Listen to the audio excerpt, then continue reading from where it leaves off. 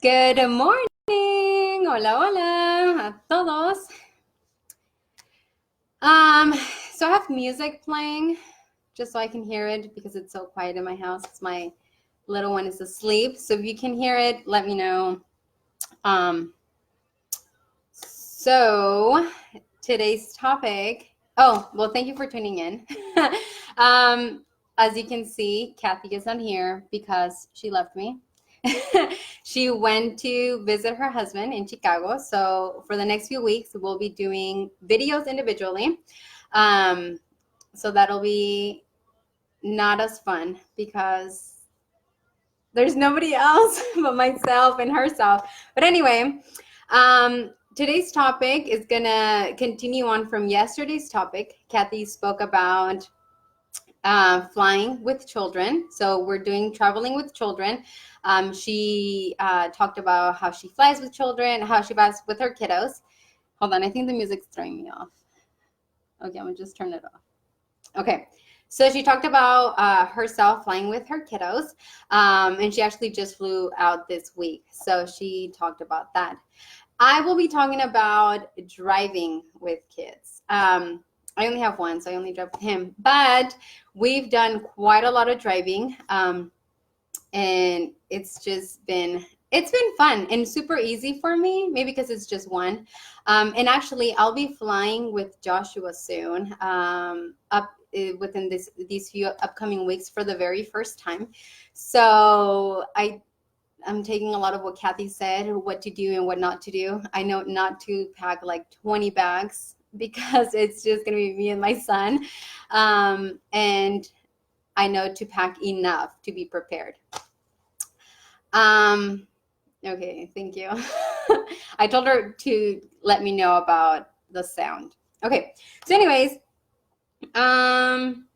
so the first time that I drove with Joshua, it was actually, we were driving from California to Washington.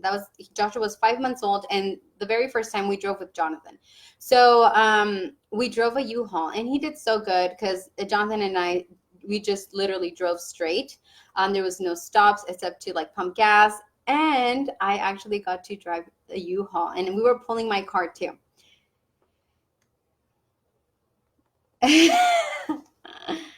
I have a doctor's appointment with me. Te escucho al rato. Ciao, bestie. Yeah, I'll probably have more bags then. But for now, I'm happy that I don't have to carry so many bags. But anyways, okay, so the first time we drove with Joshua for a very long distance was from California to Washington. And that was about 16 hours. The very first time was okay because I drove with Jonathan. The second time around, it was from Washington to California. We went to visit my family. And Joshua and I stayed in California for a couple of weeks because we were preparing for his birthday party. So Jonathan was going to fly out afterwards, like a day before his birthday party, to drive back with us. So Joshua and I drove by ourselves. I remember leaving at 3 in the morning on Thursday morning because it was Wednesday night, Thursday morning, 3 a.m. on Thursday. And I remember the reason why I left at that time was because I wanted to drive through the night and not during the day for Joshua. I wanted him to sleep, and since it was the very first time that I was driving with him, like at a long distance by myself, I was afraid, that he was just going to be awake during the day and crying and fussing possibly. And I didn't want to drive too early in the night, like earlier, just because I was afraid that if something it was to like happen to the car, if I had to stop for whatever reason, it was going to be like really dark and really late. So I wanted to drive like somewhere in between. So I left at 3 in the morning, and I drove off to and then I drove. I can't remember how many hours because it's just been a while, but I drove and I arrived to California, to my destination, to Fresno, at 7 in the morning on Friday.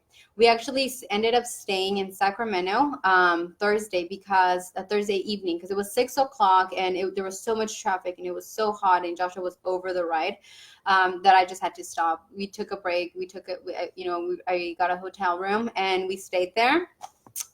And okay, so during the trip, I did make a couple of stops, like restroom breaks and obviously to pump gas. And Joshua was 11 months at that time. So he already knew how to walk. So I remember Just letting him stretch his little legs. He did so good. I kid you guys not, like he didn't cry. He was so great. He slept most of the time, and I am those kind of parents that doesn't like giving their children the phone or an iPad or a tablet or anything like that. So Joshua didn't have none of that and still doesn't.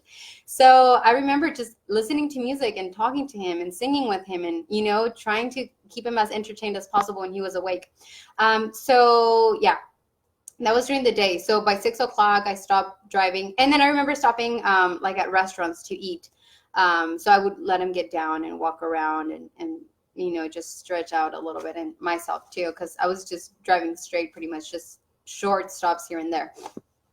The second time was, I have notes. I wrote notes because then I'm gonna forget. It's easier with Kathy because, if I forget, then she reminds me and she brings in the topic again. The second time that I drove with Joshua, it was when we were moving from Washington to California. I mean, excuse me, from Washington to Texas. So we made a stop in California to visit my family before we made the move. Um, so that time Joshua was almost 2. He was like 22 months. So he was like, a few months short to 2. Um, and honestly, it was as easy. I remember leaving. Okay, so my dad and my sister and her husband, they were supposed to meet me halfway, which they didn't. I left my house at 12, I believe, and midnight, and I drove all the way until like 8 o'clock. So I drove a little bit more than half. It's about 15 hours, just depending how much you drive. I actually met him entering California, I believe. So I drove through Washington and Oregon, and then I met him in California. Um, and guys, I'm so nervous. Okay, so before I headed out from Washington to California to travel to Texas, guys, I had packed days before because obviously we were moving. So those days before, I invested myself to packing everything just because Jonathan was going to stay behind to finish work, and then he was going to fly out to Texas like 2 weeks after that. So I was exhausted. Even the day before I left, that day when I left, I was packing. I was exhausted physically and mentally. And I remember like trying to get some sleep right before driving off. And Jonathan was like, "You're not gonna leave until you get some sleep." But I had a time gap that I had to leave at because my dad was leaving also to meet me halfway. So it was like, I don't want to make them drive more than they have to. So honestly, I just prepare myself by sleeping, trying to sleep. And I only slept like 2 hours. I remember that night before. And so I drove from like 12 to 8 in the morning. Excuse me. There was a point where honestly, I just couldn't handle it anymore. I was so exhausted. I pulled into like a rest area, and I put a timer on my phone to sleep for 15 minutes. And I did. I probably slept like 10 minutes because it took me a little bit to fall asleep. I slept for like good 10 minutes. My alarm went off and I headed out. And it was like such a great power nap. And then there came like a few hours into the drive. I felt a little bit more tired again. So I almost went to sleep. I was gonna pull in to go to take a nap, but my dad called me. So talking on the phone really helps. Just being in a conversation with someone. Obviously, Joshua was sleeping, so I couldn't talk to him, and I would just have my radio on. Well, I don't know what I was listening to, but I would have music on, just playing and me singing along, just so I could stay awake. So that was like a great way for myself to be able to stay awake. Another thing I did that helped me. Sorry, let me just open this really quickly. Give me one quick second. Sorry, I'm just trying to follow through with all of this. Um,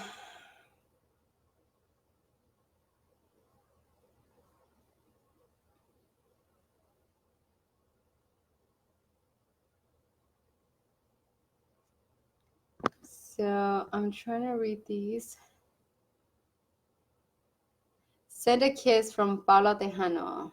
My mother, Paula Tejano, loves you. Hello. Thank you for joining us, and kisses to everyone. um, so, okay. So my parents met us halfway, and we drove to California, and we arrived there safely, thankfully. Driving from California to Texas, now that's a whole different story, because there's a lot of things that obviously we don't prepare ourselves, so we don't know what's going to happen on the road.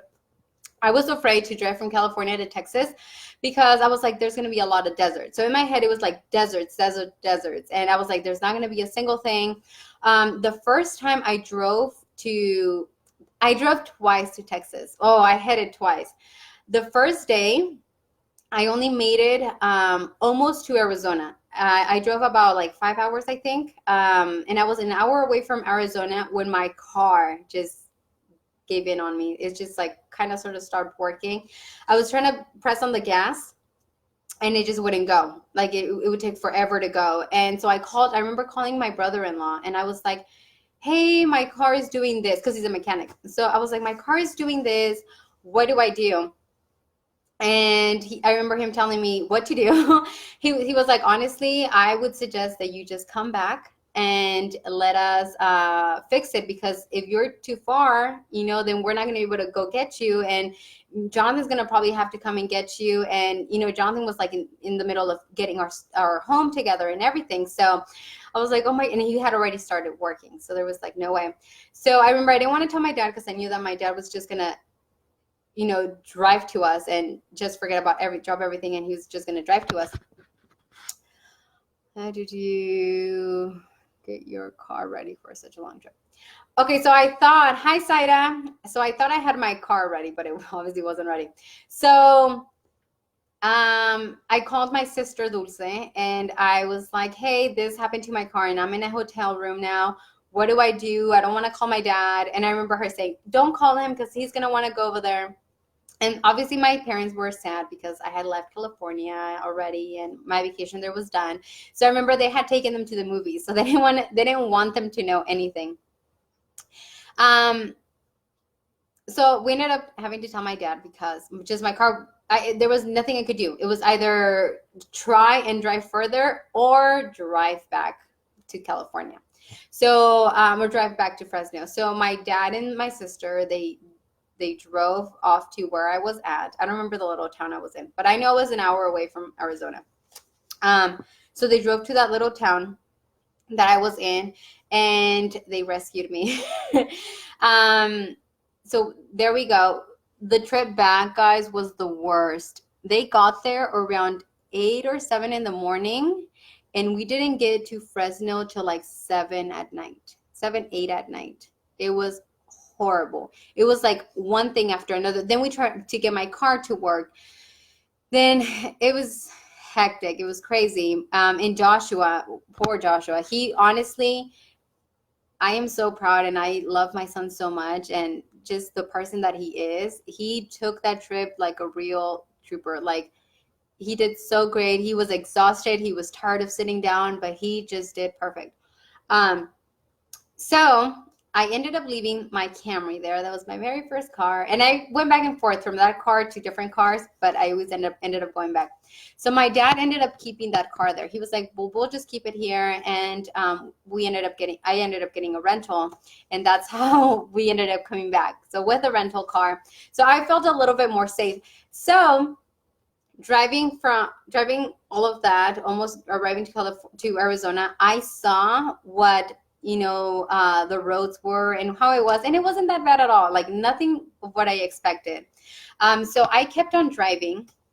So then I left, I think like 2 days afterwards or a day afterwards. I got the rental car, and we took off. My son and I, we took off, and it was a much more comfortable car because it was an SUV and it was bigger. And Joshua had, the space didn't matter for him because he was in his chair, but it was just more comfortable, at least for myself, to drive in.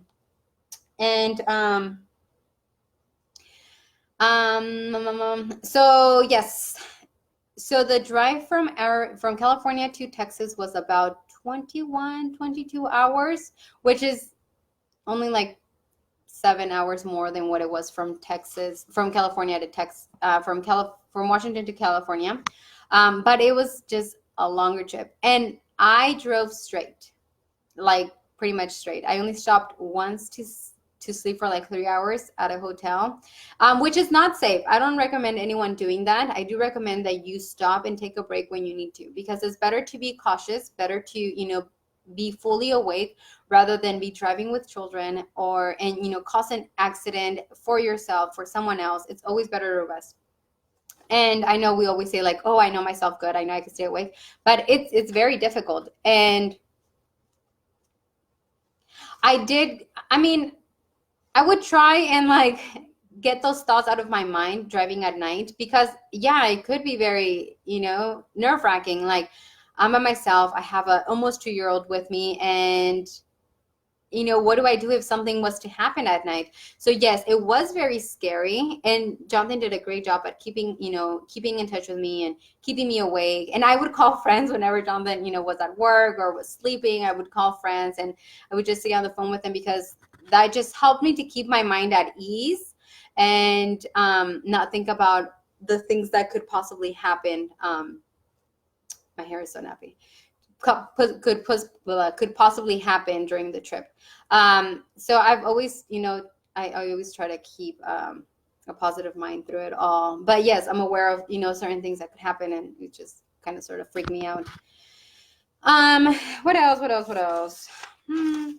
So some of the pointers that I would give is definitely drive at night. A lot of people don't like to drive at night, but it's easier on the kids to drive at night, and just bring snacks. Like I said, I don't allow Joshua to like have a tablet or a phone like during our trips, just because he doesn't really need them, and he's done so good. So he doesn't need them, but I do keep him entertained, like I said, with music. He has like a little ABC tablet, but it's a toy, and that keeps him that kept him entertained. Just talking to him and singing with him, and kind of sort of playing with him helped him too. When I drove to, it was that night. There it goes. Or the guys from the yeah. So because we're driving through deserts, it could be really scary. I remember I had to obviously drive. I remember I obviously had to. Oops. Am I still here? Yes, I'm still here. I remember I had to drive through. I'm sorry. See, I get all tongue-tied and I don't know what I'm thinking. I had to stop for gas at nights, and thankfully I could just put my card on the machine, and then it'll just give me the gas right there, and have to go anywhere. But yes, I remember entering Texas. I was already in Texas. It was like 4 or 5 in the morning, and I had to get gas, and the ATM thing wouldn't take my card, and I was like, oh my God, I have to run inside. Thankfully my card was right next to the door, so I literally just locked it, and Joshua was asleep, so I just locked it, and I ran inside, and I was like, I need you to give me gas and hurry up because my baby's asleep. So yeah, it was just those things, like having to leave my son, and I just tried not to think about things. And before I left my car, I was like, please, Lord, just be with us, keep us safe. And here I go. So yeah, little prayers helped for me as well. And allow your children and yourself to stretch. I mean, car rides, whether you're driving 2 hours, whether you're driving 20 plus hours, it's still a drive. So always make sure that you're well rested. Make sure that your kids get to stretch out, that you get to stretch out, so everyone can stay at ease. So it just really helped me that I would allow Josh, and he already knew, like he would get so excited whenever we would get off the car to start, just for him to be able to walk. He loved that. Oh my goodness, guys. I'm not well, I am kind of nervous being on here, but it's just more of, I feel like I'm talking too fast, and I feel like my stories are just all over the place. And I'm trying to give you guys pointers, but obviously every kid is different, and every kid is going to take the car rides. Some kids don't like car rides at all. Like, I know a lot of kids that don't like car rides. They don't like their car seats. So obviously it's really hard to be able to tell you guys exactly what to do. But I know technology helps. I know toys and snacks definitely help. So just keep some of those with you at all times so your kid, enjoys it. And like I said, allow them to rest. Driving during the night is honestly what I would suggest for you guys to do always. Um, just thinking about the kiddos. All right. So I think that is all for today. I don't have any more notes.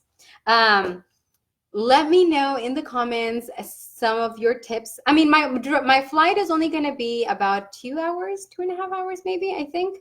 I'm flying from Texas to California. So it's not going to be a very long flight. I'm not nervous or, about it, doing it with Joshua. But if you guys have any tips for me, let me know.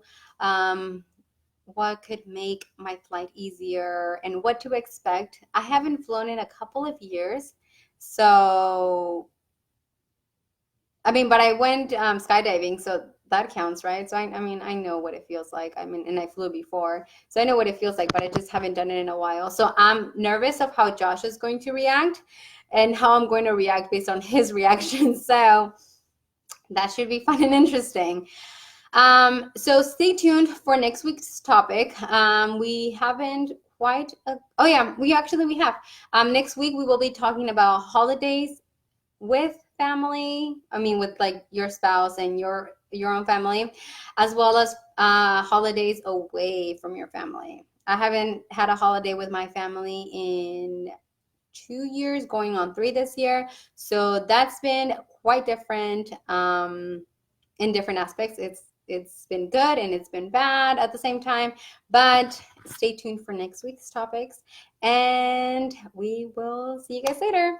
I hope you guys enjoy this, and I'm sorry for all the talking here and there and just everything not being in sync. But even when Kathy and I do it together, we're not in sync. We're all over the place as well.